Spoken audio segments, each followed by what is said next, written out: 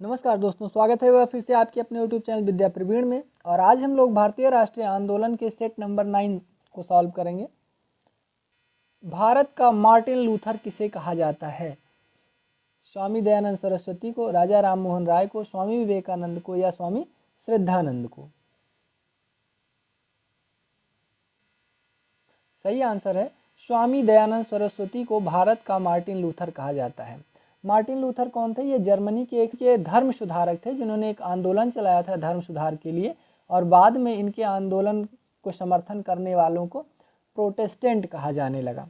वैसे हम देखते हैं कि स्वामी दयानंद सरस्वती ने भारतीय धर्म में व्याप्त समस्याओं को सुधारने के लिए प्रयास किया और इन्होंने 1875 में मुंबई में आर्य समाज की स्थापना की। इनकी जो सबसे प्रसिद्ध पुस्तक है वो है सत्यार्थ प्रकाश। भारत के संसदीय इतिहास में प्रथम बहिर्गमन का नेतृत्व किसने किया? फिरोज शाह मेहता, सुरेंद्रनाथ बनर्जी, मदन मोहन मालवीय या भूला भाई देसाई? बहिर्गमन मतलब होता है संसद की कार्यवाही को त्याग कर बाहर चले जाना, यानी संसद की कार्यवाही के दौरान ही संसद को छोड़ देना। तो ये भारतीय इतिहास में किसने किया सर्वप्रथम? सही आंसर है फिरोज शाह मेहता ने। क्योंकि संसदीय इतिहास में पहली कार्रवाई थी जब एक विधेयक लाया गया था जिसमें कहा गया था कि जो कृषक हैं उनको भूमि के विक्रय के अधिकार से वंचित कर दिया जाए। उसमें प्रस्ताव में ये बात रखी गई थी कि अनावश्यक खर्चों के कारण जो भूमिधारक हैं, किसान लोग हैं, वो अपनी भूमि का विक्रय कर लेते हैं।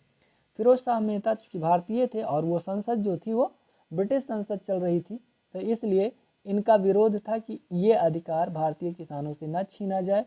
अतः इनके विरोध के परिणाम स्वरूप फिरोज शाह मेहता संसदीय कार्यवाही से बाहर निकल गए। नेक्स्ट है, स्वदेशी आंदोलन आरंभ किया गया जब ब्रिटिश द्वारा जलियांवाला बाग में निर्दोष लोगों की हत्या की गई, या क्योंकि ब्रिटिश सरकार ने भारत में उत्तरदायी सरकार की स्वीकृति नहीं दी, या जब लॉर्ड कर्जन ने बंगाल का विभाजन किया, या भारत में औद्योगिकरण के कारण। यानी स्वदेशी आंदोलन कब लागू हुआ? तो हम देखते हैं स्वदेशी आंदोलन आरंभ हुआ था 1905 में। 1905 में, और इस आंदोलन को गति देने का श्रेय जाता है रविंद्रनाथ टैगोर को। तो ये लागू हुआ था 1905 में। लॉर्ड कर्जन ने जब बंगाल का विभाजन किया तब स्वदेशी आंदोलन पूरे देश में चला।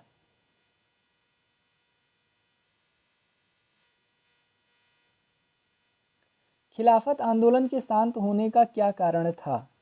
ए, ब्रिटिश द्वारा मुसलमानों को दी गई रियायतें, बी, तुर्की के राज सिंहासन पर कमाल पाशा का आरोहण, सी, कांग्रेस और मुस्लिम लीग के बीच समझौता, डी, इनमें से कोई नहीं।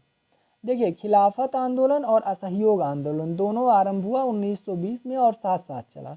खिलाफत आंदोलन का नेतृत्व कर रहे थे मोहम्मद अली और शौकत अली, जिनको हम अली बंधु कहते हैं। और इसी दौरान कांग्रेस और मुस्लिम लीग के बीच एक बढ़िया साठगांठ बनी थी हिंदू और मुसलमानों को लेकर के।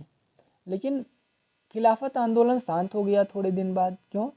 क्योंकि तुर्की के राज सिंहासन पर मुस्तफ़ा कमाल पाशा का आरोहण हो गया। यानी उनका मतलब था कि खलीफा के पद को बहाल किया जाए। अगर ब्रिटिशों से मान लीजिए तुर्की हार गया है तो उसके खलीफा के पद को जो समाप्त करने की व्यवस्था चल रही थी ब्रिटिश गवर्नमेंट के द्वारा या मित्र राष्ट्रों के द्वारा, तो उसको समाप्त किया जाए। लेकिन तुर्की के कमाल पाशा जब खुद वहाँ पर राजा बने तो उन्होंने खिलाफत नामक संस्था को समाप्त कर दिया, और इसी के साथ साथ भारत में खिलाफत आंदोलन भी समाप्त हो गया। नेक्स्ट है, कांग्रेस समाजवादी दल स्थापित हुआ कब? 1934 में, 1933 में, 1931 में या 1932 में? कांग्रेस समाजवादी दल यानी कांग्रेस के भीतर ही एक दल स्थापित किया गया था। कब? देखिए, कांग्रेस समाजवादी दल के संस्थापक सदस्यों में थे आचार्य नरेंद्र, जयप्रकाश नारायण, मीनू मसानी, अशोक मेहता। ये लोगों ने मिलकर कांग्रेस समाजवादी दल की स्थापना की थी 1934 में। महात्मा गांधी को सर्वप्रथम राष्ट्रपिता किसने कहा? जवाहरलाल नेहरू, सुभाष चंद्र बोस, अबुल कलाम आजाद या सरोजनी नायडू? देखिए, महात्मा गांधी को महात्मा तो रविंद्रनाथ टैगोर ने कहा, लेकिन राष्ट्रपिता किसने कहा? सही आंसर है सुभाष चंद्र बोस ने कहा। रेडियो से इन्होंने संबोधन करते हुए कहा, जब इन्होंने अस्थायी सरकार का गठन किया, कि राष्ट्रपिता इस आंदोलन में हमको आपका आशीर्वाद चाहिए। नेक्स्ट है, निम्नलिखित में से कौन सा सुमेलित नहीं है? British India Association 1851, Mumbai presidency association 1885, Madras Mahajan Sabha 1884 या इंडियन एसोसिएशन 1877। कौन सा सुमेलित नहीं है? सही आंसर है इंडियन एसोसिएशन 1877 नहीं, क्योंकि यह 1876 में गठित हुआ था, बाकी सब सही है। हिंदू नेपोलियन किसे कहा जाता है? स्वामी रामतीर्थ को, स्वामी विवेकानंद को, करपात्री महाराज को या डॉक्टर राधाकृष्णन को? देखो नेपोलियन कौन है? तो नेपोलियन ने यूरोप का एकीकरण किया, यानी छोटे छोटे राज्यों को विजित कर लिया था, और कहा जाता था कि जो भी उसने योजनाएं बनाई थी उसको एग्जीक्यूट किया था बड़ी आसानी से, विश्व विजेता था। एक लंबी दूरी, एक बहुत बड़ा क्षेत्र उसने यूरोप का जीतकर अपने अंडर में कर लिया था। वैसे भारत के नेपोलियन यानी हिंदू नेपोलियन कहा जाता है स्वामी विवेकानंद को। इन्होंने हिंदू धर्म का प्रचार प्रसार दुनिया के कोने कोने में किया। निम्न में से किस विचारक ने महात्मा गांधी को सर्वाधिक प्रभावित किया? यानी कौन से ऐसे विचारक हैं जिन्होंने महात्मा गांधी को सबसे ज़्यादा प्रभावित किया?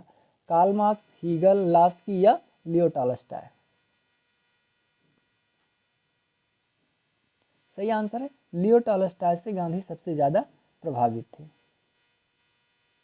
नेक्स्ट और लास्ट क्वेश्चन है इसका, निम्नलिखित में से कौन सा सुमेलित नहीं है? ये पत्रिका है और उसके संपादक हैं Bengali SN. Banerjee, Indian mirror N. N.. Sen, सुधारक जी.के. गोखले या वॉइस ऑफ इंडिया गांधी? कौन सा नहीं है? तो सही आंसर है voice of India Mahatma Gandhi का नहीं है, बल्कि ये है दादा भाई नौरोजी का। Voice of India Mahatma Gandhi का नहीं है, दादा भाई नौरोजी का है। बंगाली का संपादन किया एस.एन. बनर्जी ने, इंडियन मिरर का एन.एन. सेन ने और सुधारक का गोपाल के गोखले ने। आज के लिए इतना ही, धन्यवाद।